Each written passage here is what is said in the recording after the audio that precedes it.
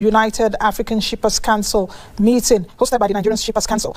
Buhari also said the expansion of African export trade will help to create wealth, generate employment, reduce poverty on a larger scale, and transform the African economies. The president further said that the United Nations Economic Commission for Africa has forecast that the African Continental Free Trade Area could boost inter-African trade by 52%, with the industrial sector gaining the most and a game changer in Nigeria because it will stimulate intra-African trade and expand the country's exports to its African partners.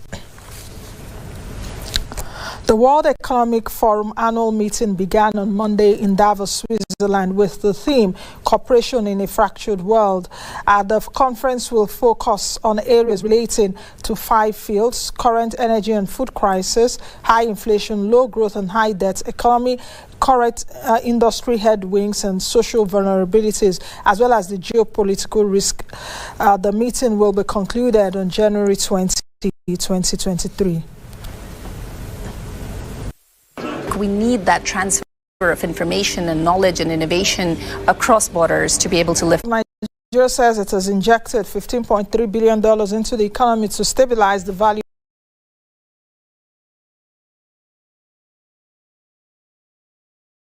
of the naira from January to October 2022. It was obtained in the banking sector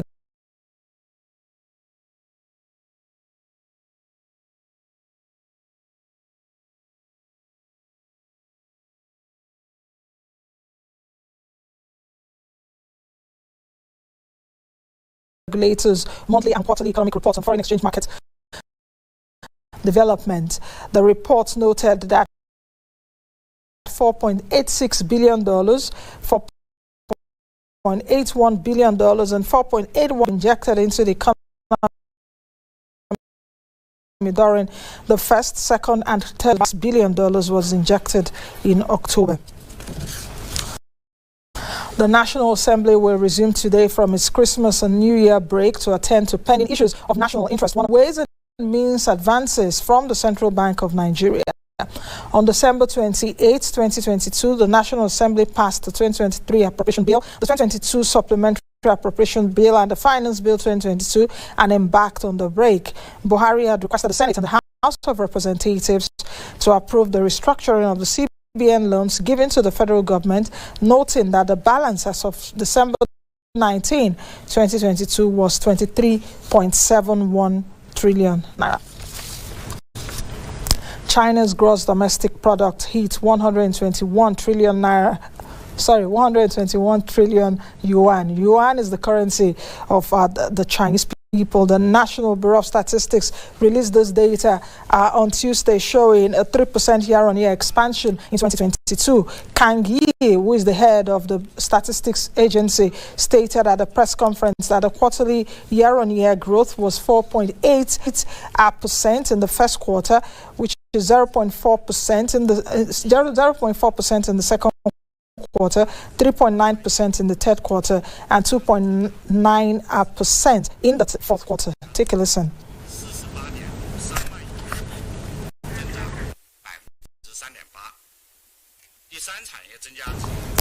State and local governments on Monday asked the Revenue Mobilization, Allocation and Fiscal Commission to increase their shares of the federal allocation. Representatives of the 2 tiers of government made the request during a program organized by RAMFAC in Abuja. The National Deputy President of the Association of Local Governments of Nigeria, Shegun Jega, has laid emphasis on the need for higher allocation to local governments while asking for representation in the Federation Accounts Allocation Committee.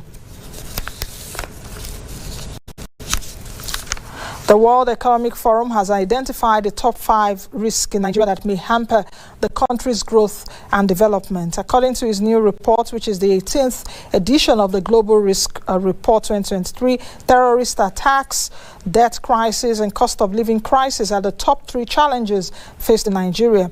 In the 4th position, the report noted the issue of severe commodity supply crisis, while 2 issues were identified in the 5th position.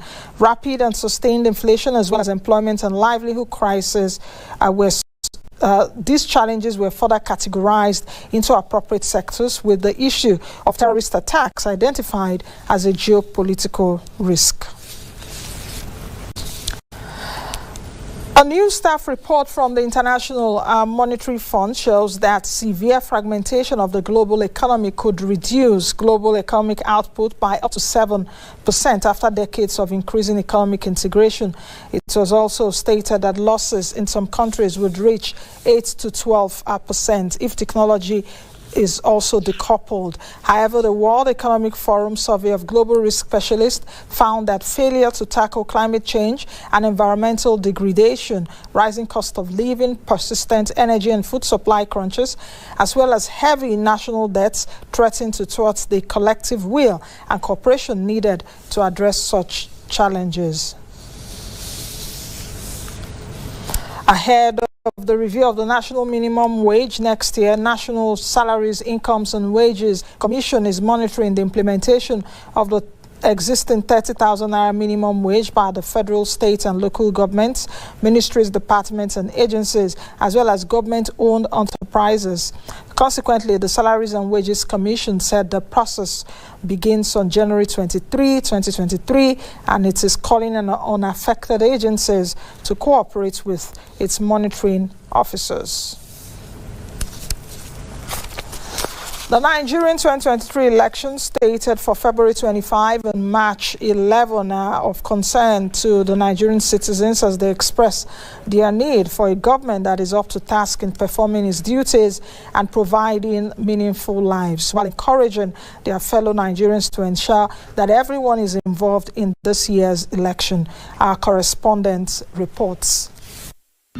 The constant cry for a messiah, someone who would take the reins of power and give Nigerian citizens a meaningful life, has increasingly displaced other issues as everyone's attention turns to the upcoming 2023 Nigerian election.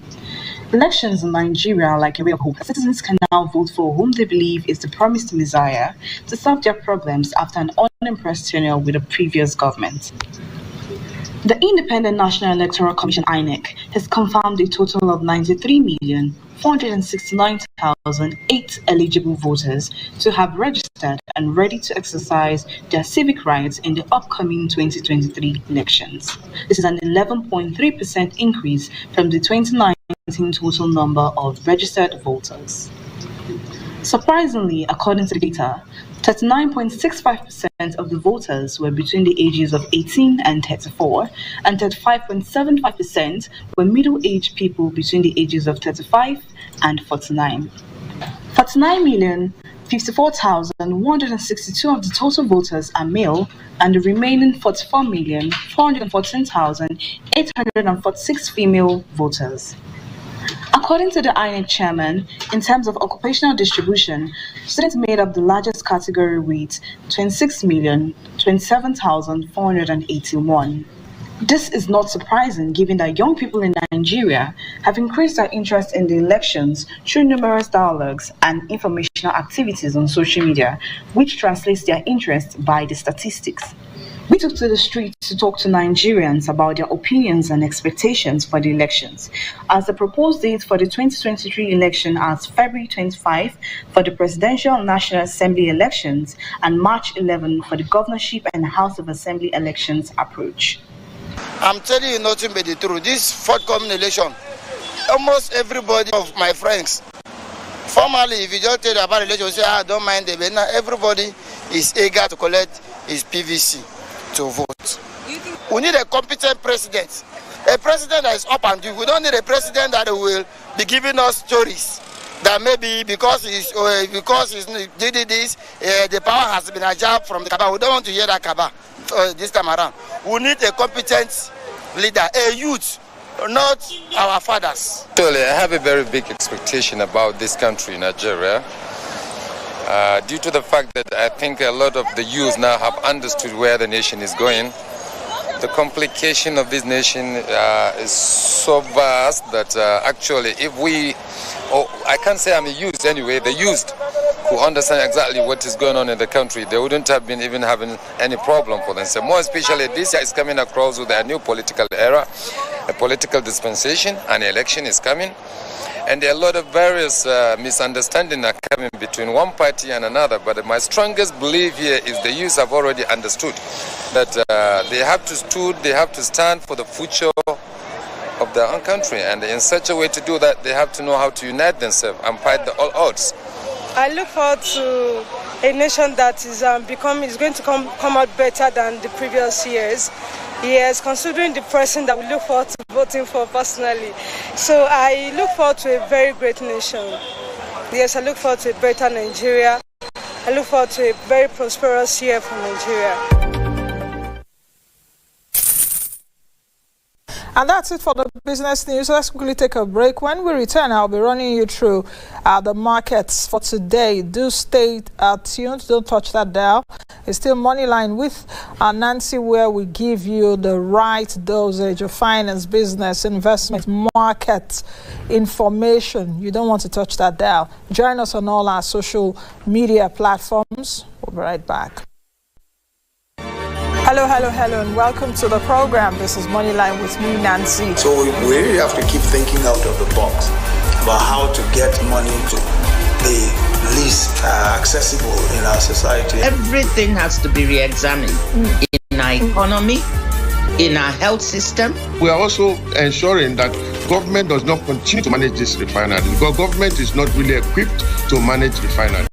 We need to come forward and do something different, so that we move from the situation of looking at things from purely a consumptive approach to a productive environment. The government and the people need to really agree on the need for a departure from business as usual. We are now on a process of recovery.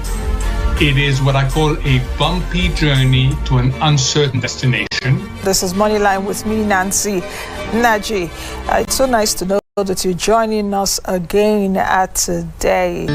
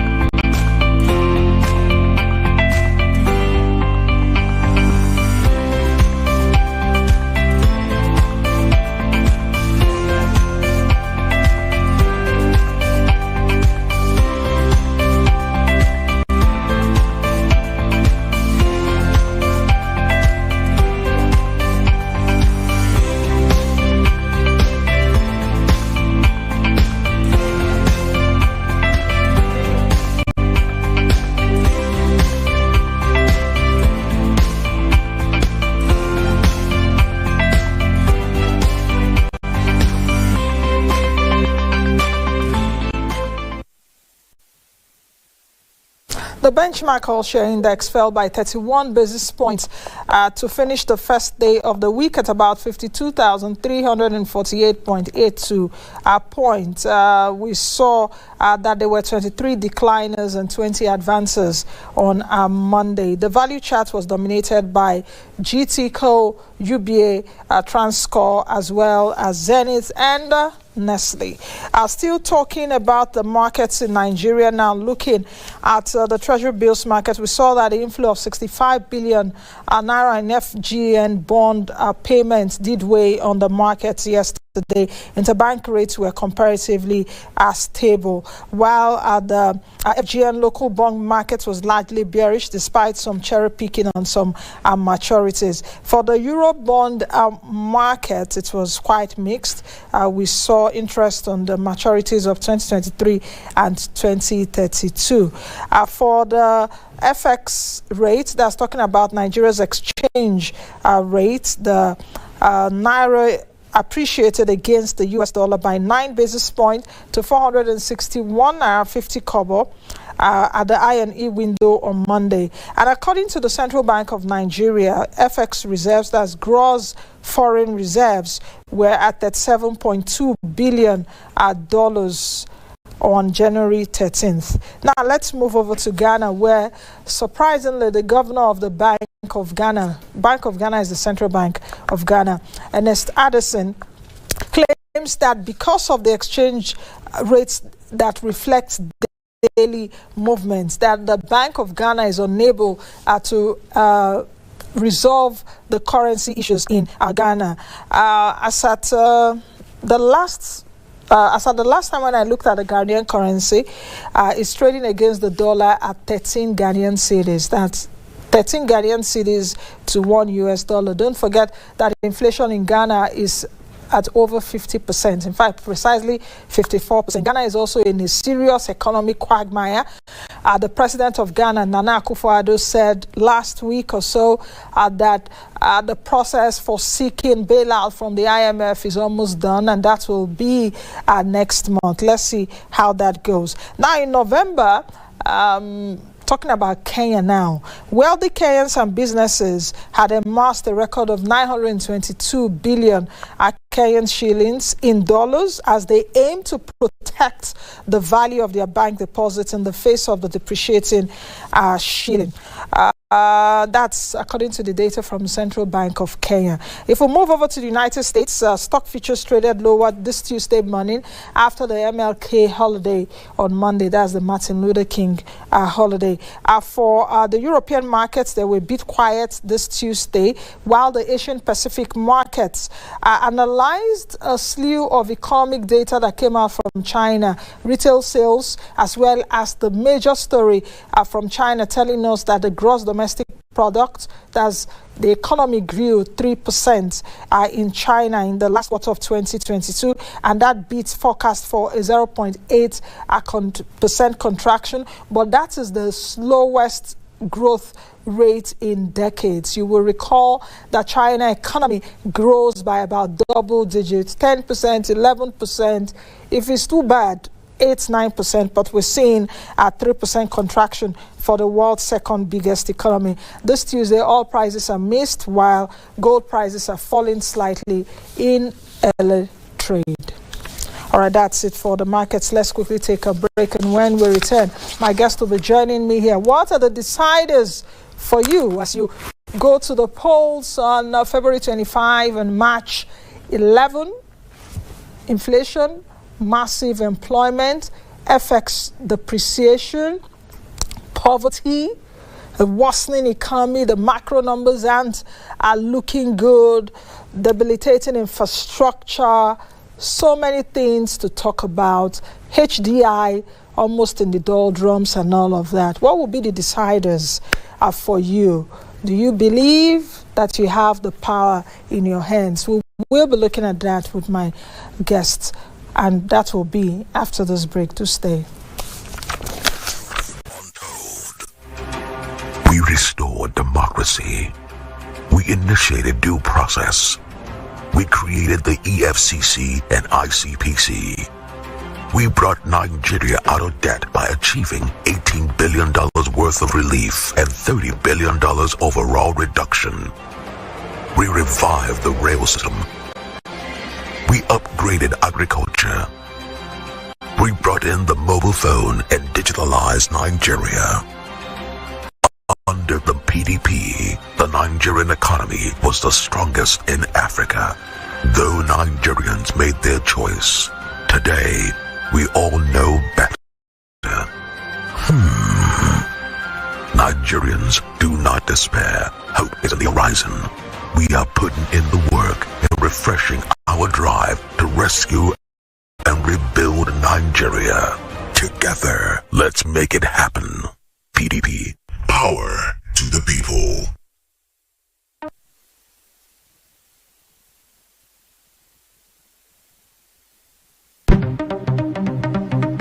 Here is a new and refreshing offer for our esteemed audience across the globe.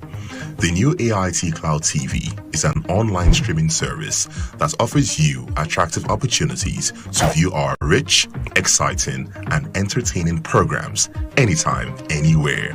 AIT Cloud TV is available on the web on www.ait.app, Apple TV, Amazon Fire TV, Roku, and Android TV. You can also download the mobile app from the Google Play Store or the Apple App Store. Simply connect to the internet, download the app, register, and watch live or catch up on unlimited hours of exciting shows. AIT Cloud TV, TV on the go.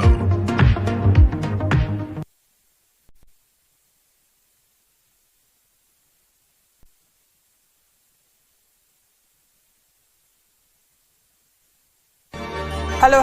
Welcome to the program. This is Moneyline with me, Nancy. So we really have to keep thinking out of the box about how to get money to the least accessible in our society. Everything has to be re-examined in our economy, in our health system. We are also ensuring that government does not continue to manage this refinery, because government is not really equipped to manage refinery.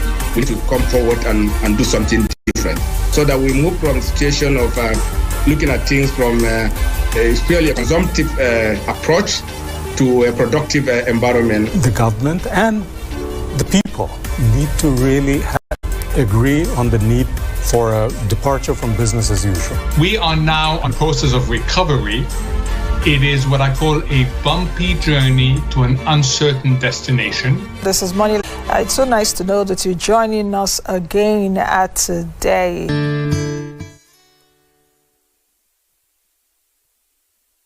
All right, welcome back to the program. Hamzat Lawal, the founder of Code Connected Development, the founder and chief executive of Code, is here with me. Hello, Hamzat, and welcome to the show. Thank you for having me, Nancy. Where do we begin?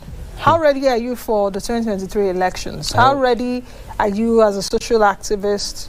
How ready are you as a voter? I think I'm more interested in that. You know, like I always say, I'm born ready. And I'm ready as a voter because I have my permanent voter's card. You know, interestingly, I moved. You've collected? I have. Okay. I actually moved. I've always had a permanent voter's card. But I moved my voting point to another one. And it's ready and I've collected, and you know. Did you move closer to where you reside? No, so I moved to my village. Okay, so I want to cast my ballot in my hometown, observe the election in my hometown, and then come to our situation room in Abuja and continue to engage our partners. Do you think, as ready as you are, that the young people of today are ready for the elections? And let me take a look. I don't know if we have the statistics there, according to INEC, which is so startling. You know, that from the data, of course, the data tells a story that young people are ready as we speak. I'm trying to find the data very quickly.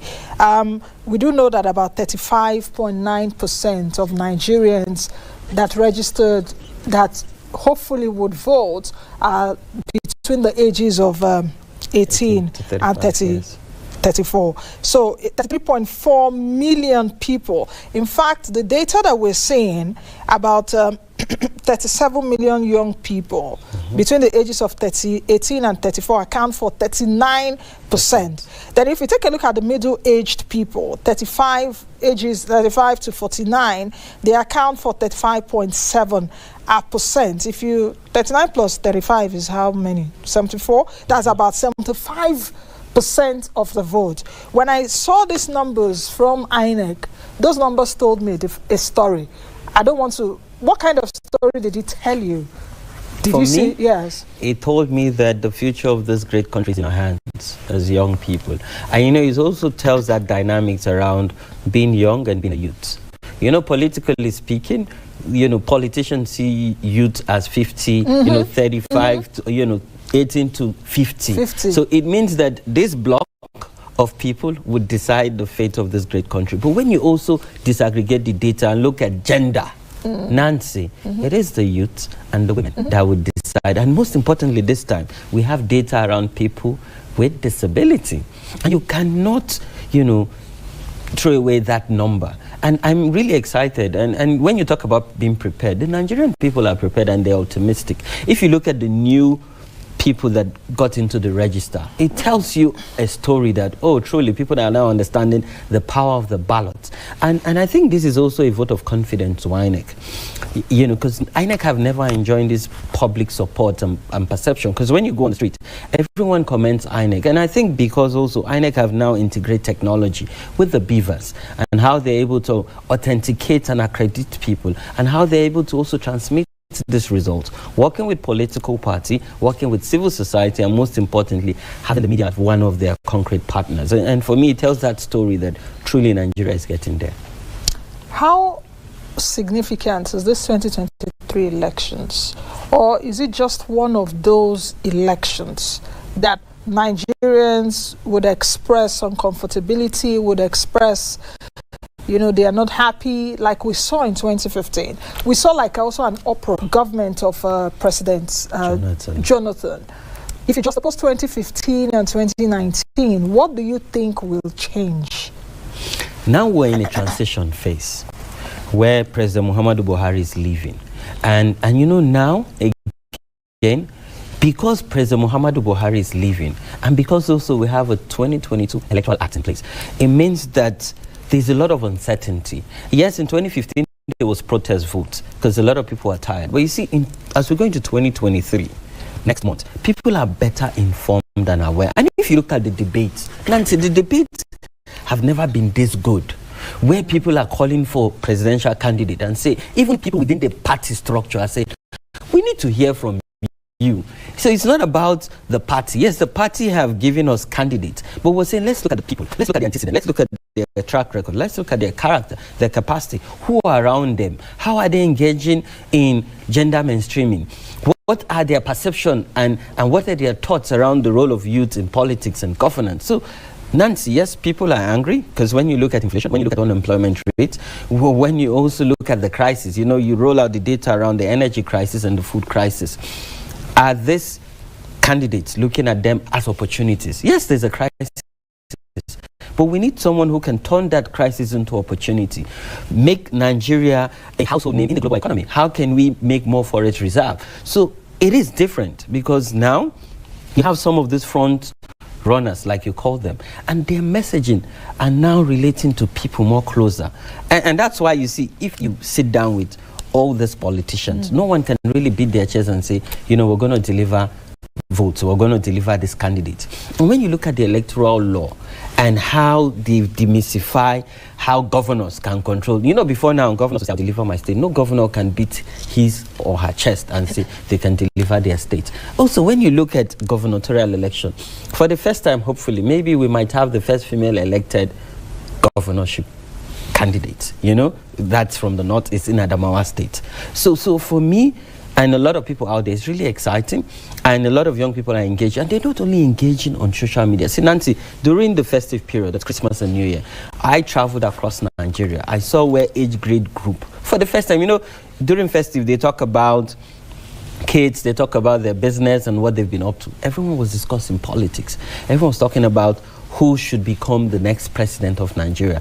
And I'm really excited that, yes, as much as some politicians and mischief makers are trying to make it about religion and ethnicity and region. A lot of people have demystified it and say, no, it's not about religion, it's not about ethnicity or region. Let's look at these people. Let's look at what they're promising us to do, and let's look at how they will do it. And I think for once, people just want honest people who would say, see, I'm your president, but I'm facing challenge, and can come to Nigerians and say, these are my challenges, and how can we work together to overcome this challenge? And if we get a president that can be trustworthy, because right now there is no trust, and that's why government policies fail most time, because there's no trust, because the policy is about campaign, and if the people do not accept your campaign, then it would not be successful. And again, I think one thing that would also work, because you see, money politics have played hand in 2015, in 2019, sadly, but as we go into 2023, yes, the political party primaries, money played hand. We saw where money exchanged hands during their convention. But as we go into the election, and one policy the Central Bank of Nigeria have done, and I think this would inform Emefiele's legacy, is the fact that we're now truly going to, cashless economy, where we want to see money trail from account to account, where we don't have to do trader money or market money or conditional cash payment with cash, where it will move from one account to another. And the good thing is we've tied accounts to BVN and now tying it to NIMS.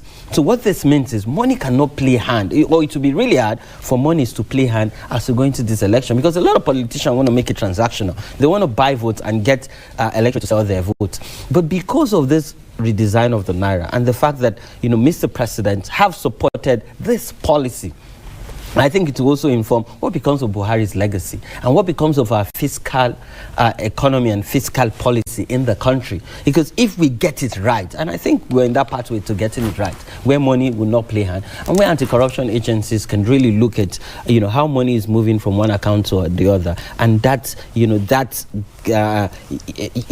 cap on how much you can withdraw as an individual and as a corporate entity. You've said a lot of things, so let me begin to pick holes in all of them and begin to raise, follow-up questions. The first thing really for me from what you said is what kind of leader do you think Nigeria deserves at this time? 18 presidential candidates? Yes. Yeah. What kind of leader do you think that will put Nigeria on the path of recovery? I'm so insistent of recovery because I really don't also want to inflate the hopes of Nigerians in the sense that whosoever the next leader is going to be, trust me, is going to be a Herculean it will be challenging task. Oh, yes. Things may even get worse before they get better. Like the balance in social media, what is getting worse or something, if I need to use that, in terms of things may actually get worse before they get better. So what kind of leader do you think that Nigeria needs at this point? I think first, we need a leader that can unite us. We've never been this divided, Nancy, and let's tell ourselves the truth. We need a leader who will draw inspiration from, who we see the leader as a nationalist, someone who you say, and who will be proud to say, I might be from this region or I might worship from this religion, but first, I'm a human and I'm a Nigerian. So we need a leader who can unite us, and we need a leader who can identify competence, someone who has good character, someone who, you can track their record, you can look back and look at the antecedents, who are around them, who are their friends, what are their values, what are the values of their family. Do you think what are the names that is because do you think that these qualities which you've talked about, or these virtues, do you think they will really play a role in this election? I think so. As Nigerians go to the polls and begin to, search the personalities of these people, do you think that this will really play a role? Yes, it will. Nancy, if you look at the poll by ANAP Foundation, where they looked at who are the leading, they took samples across Nigeria and looked at some of these leading candidates and what people think about them. If you look at the numbers, for me, what was high number of undecided voters? And that was in November, December. So up till this moment, there's still people who are yet to decide. And I've been on the field and I have people on the field collecting data. A lot of people are still undecided because they're still looking at what are the character of these candidates, what are the antecedents, what are their values. Do they have capacity? Can they mobilize resources? Because right now, it's not about managing our diverse human capital resources or natural resources. It's about mobilizing resources. And the world is currently in crisis. Who can go to world leaders and they would listen? They will not only listen, but they will follow that person. President Muhammadu Buhari, enjoying that in the early stage of his presidency, yes. Where the entire world wanted, wanted to support Nigeria through him.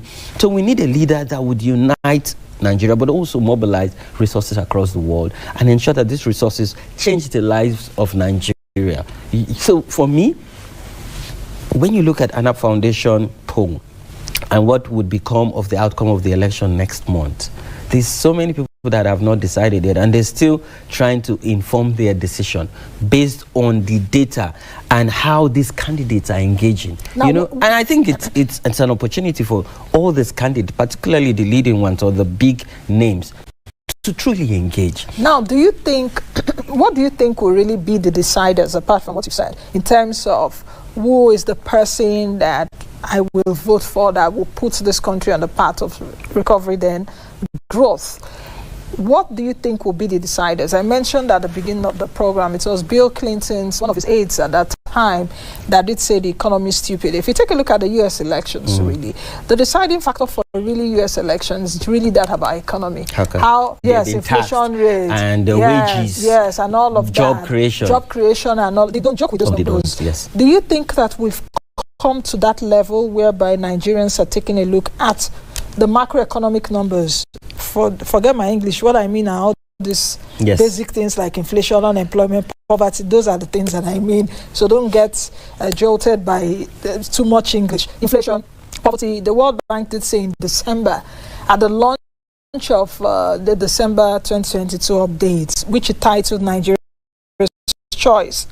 In fact, after the lead economist that presents the report, Alex Sinat, I was really, I was a bit disillusioned with the fact that, more people have been plunged into poverty. 5 million more Nigerians from January to October of last year. So do you think that these data, that Nigerians really understand the import of this data? If they do understand it, are they feeling it in their lives and in their pocket? And do you think that these are some of the deciding factors for this forthcoming election? Yes, Nancy, we're getting there. We're not there, but we're getting there. Some of the deciding factors, Nancy, to be truthful, is insecurity. Because in Nigeria, insecurity have now affected microeconomy. It has affected job creation. It has affected, even forex exchange and even direct foreign investments. So first would be insecurity.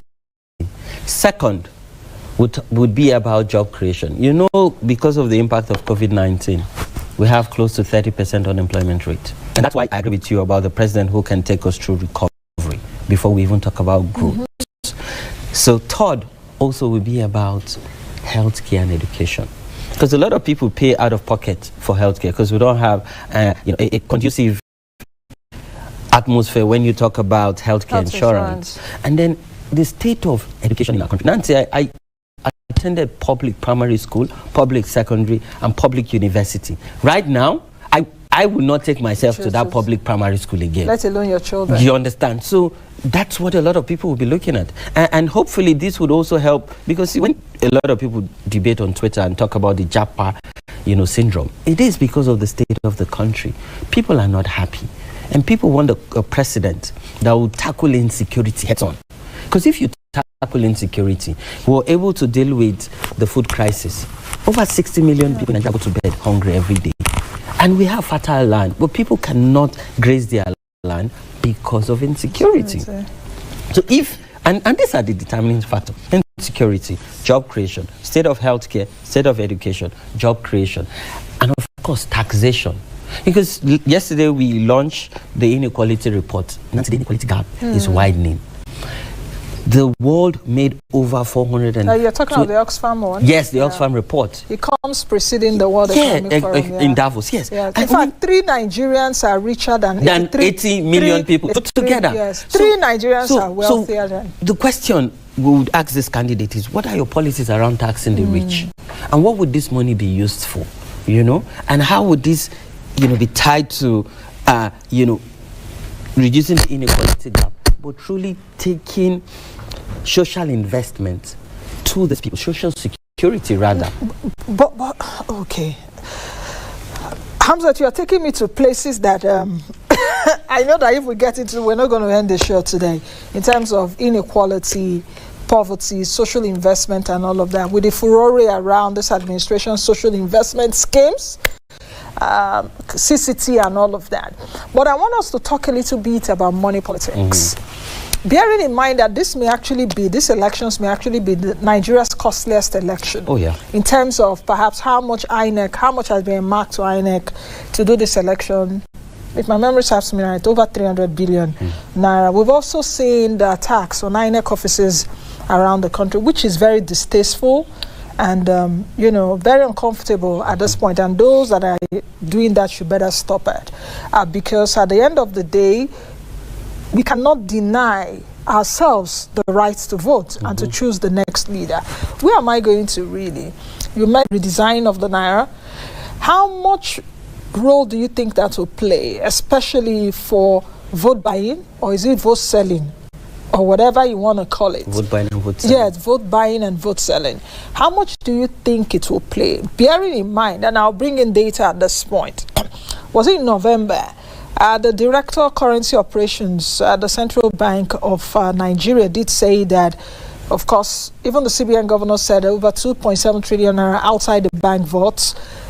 And as of November of 2022, the Director of Currency Operations did tell us that 166 billion naira has been brought back to the banks. I don't know what the data is now, but as of November 2022, how do you think that will play a role in terms of vote buying and vote? I needed to tie all of this in because they do really matter and relate. When you sit around politicians, they're grumbling. They're not happy.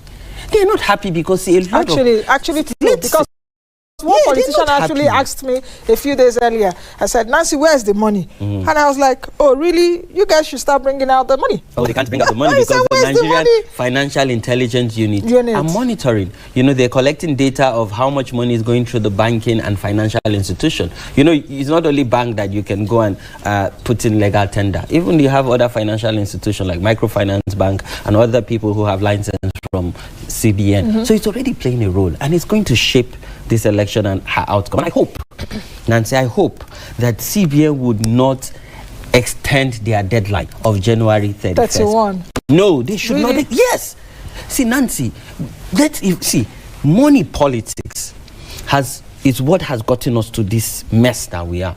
Because see, when an individual is able to access cash or billions in his or her backyard, what that person can do is that person can fuel any amount of crisis.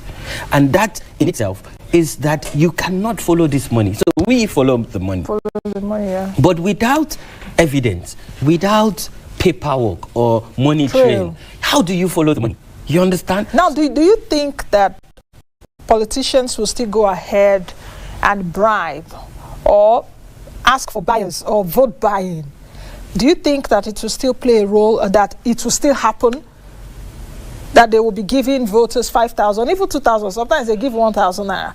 Vote for me, or they collect their PVCs or whatever antique they come up with. Do you think that it would happen?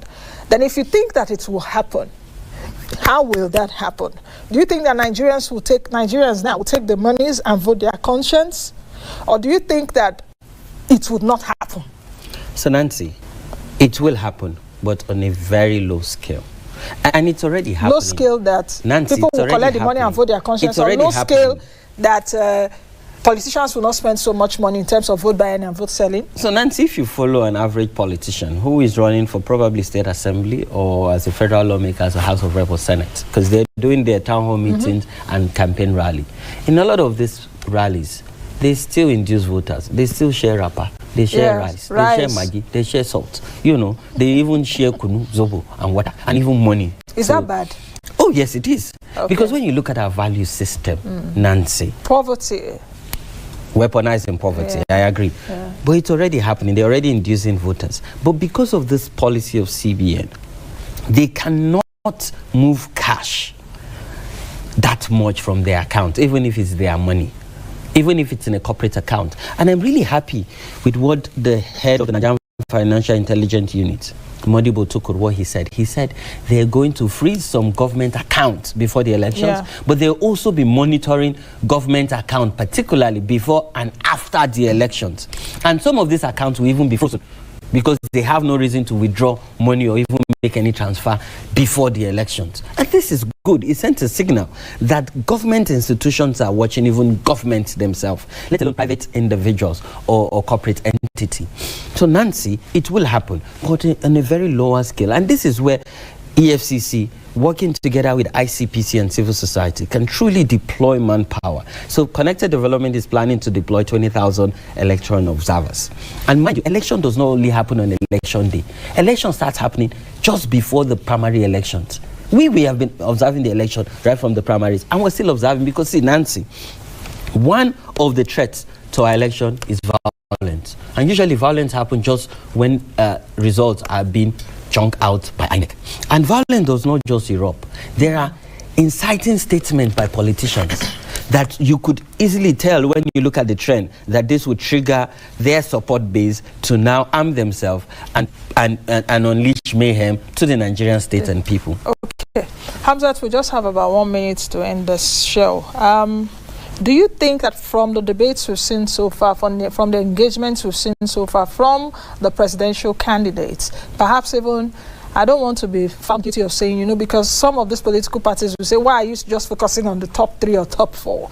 But are you seeing enough engagement? Are you seeing enough selling of the how we are going to govern from the presidential candidates, and not rehashing the problem and statistics to me? I know I'm a statistics person, I'm a data nerd, I will give you the crisis and everything. But are you seeing the how, the solution from these candidates? Yes, when you look at their manifesto, some of them talk about solutions that are practical, while some of them are still in the bubble. But I also think that these candidates, and no, Nancy, it's not enough. The engagements are not enough. Some of these candidates, and I think this is also a message to their spokesperson, they're not doing well to their principle. They're doing more harm. Because when I watch debates on TV, when I watch some of their statements on social media, for me, I would not vote for someone who doesn't have, basic values in our society, because we need to rework our values. And then you have spokespeople who are just creating nuisance in public spaces. So let's hear more directly from these people who want to lead us, because they are the leaders, and everything will stop on their decks if we elect them as our president. So let's hear more from them, and let's hear more of the how, so that we can hold them to account when they are elected. Because democracy itself is a process, and it's centered around the people. Okay, and that also applies to my community also, in terms of asking specific questions on the how, and for these presidential candidates to answer. Thank you very much, Hamzat, for coming. Nancy, thank you. Hope we can do this before the election and do much more after the election. And do after the election. Hoping the elections are just like less than 40 days from now. Wow, very critical one. Thank you for coming. Thank you, Nancy. All right, I've been speaking with Hamzat Lawal, who is the founder and the chief executive officer of Connected Development. What are the deciders of this election for you? I would really like to hear from you, really. In fact, you need to go on our YouTube channel. There was a day dissect the what do they call it, the manifesto of at least the top 4 or top 5 political parties. Go on YouTube and check out that show. I detailed it in ways that you will understand, so that it can help you decide. I'll see you all again tomorrow. Be the best you can be the change that you want to see. I am Nancy Naji, signing out.